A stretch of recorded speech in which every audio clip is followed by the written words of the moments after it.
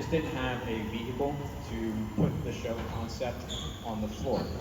And then last year was actually in Dayton, Ohio, where we got there. If you know, Monarch stays at like a campsite, a Boy Scout campsite, and there are these beautiful flowers right when you drive up to the campsite.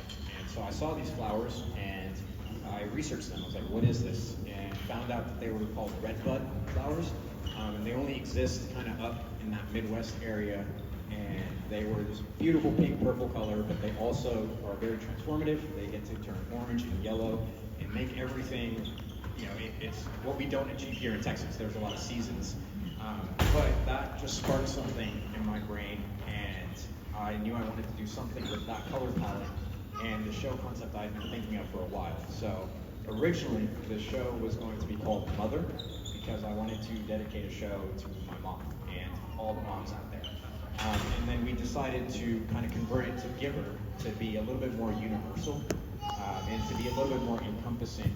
And so the basic concept of the show is that we, as humans, are constantly taking from our giver, whether that's our parents, you'll hear the words mother, father, sister, brother, teacher, all of that, whoever that giver is to you, that we kind of constantly take from them. And they give without expecting reciprocation. So I know personally for my mom, she just gave everything to us, her children, so that we could have the lives that they, as our parents, wanted. And it was something that, as an adult, I didn't realize until you become an adult.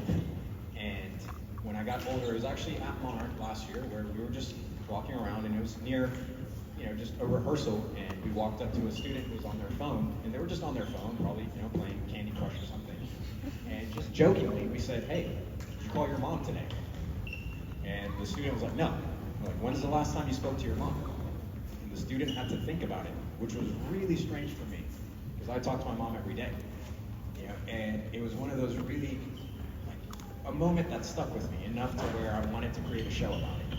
And so the concept stemmed from that. It was using mom as the emotional content, and then these red-led trees as the visual aesthetic. And then we tried to create a metaphor between mother and Mother Earth or Mother Nature, and how humans kind of constantly take from the world, and we don't really consider it. We build all these buildings where there used to be nature, and we just kind of litter, and all of these other ideas that can be analogous to your relationship with your giver. And so, in a nutshell, the story is about mom. And so, using that perspective, we did all the visual aesthetic and how the show progresses. So at the beginning here, obviously there's the tree, there's Mother Earth, Mother Nature, whatever you want to say, but you don't actually see mom yet, or the giver. And these vines right here are actually supposed to represent the umbilical cord. So at the beginning, we are breathing life into the students, and then the snares are the first to be born. And so the snare drums get born, and then you see the flood of this membership go out to the floor. And when they do that, that's kind of representing our childhood years, our formative years, where everything is new. When you're a child, nothing makes sense. Everything is input, everything is sensory for you. So that's all that excitement at the beginning, is all the energy is us as children receiving input into the world, learning how to do things, learning how to ride a bike, learning how to walk, whatever else. You're just doing all of those things. So that's our first movement, is it encompasses you becoming a person. And then in the second movement, the movement we call stomp, that's where you're going to see the tree start to move. That's when your mother is chasing after you when you're a teenager, because those years are kind of your rebellious years. They're the years where you don't really want to be seen with your parents. It's not cool to be a mama's boy. It's not cool to be close to your parents. So you're trying to get away. You're trying to make sure that your friends don't see you hanging out with your kids or your parents. Right? So the mom is chasing the bass drummers who are running away, and then the basses keep running away. But the other kids are taking from mom, and she's just giving. They are ripping pieces of mom away. And those poles are literally on the tree. And we are taking parts of the earth. We are taking parts away. And she is still trying to chase us. And she's leaving behind parts of herself, which is why these panels start to drop and you see more and more pink show up on the floor. She's leaving parts of herself behind for us. And if you notice, it's really subtle, But in that moment of the show, you'll start to see the members. Right now, there should be all in brown. You're going to start to see pink fall on their leg. And it's really subtle hinting, but you'll see that happen over time, where more and more pink starts to get on the floor. And then the tree opens, and that's a little glimpse into the mom's perspective. Where when we're children, we just think our mom or dad are just rude, and we hate them, and like they suck, they're not giving me the video game, they're not doing this, whatever. But when you finally see the tree open, you get a perspective of she's just trying to help. She's just trying to give whatever she can to us to help us out. And we just keep taking. And then we kind of go back to that stomp section because we ignore it. We ignore that plea that she's giving, we're back to our ways.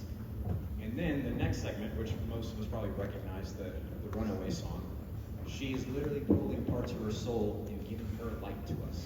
And that's the part of our life where we start becoming adults on ourselves. And so we take the light, but then we give it to our partner. So you'll start to see two people come together, and the light transfers to the partner.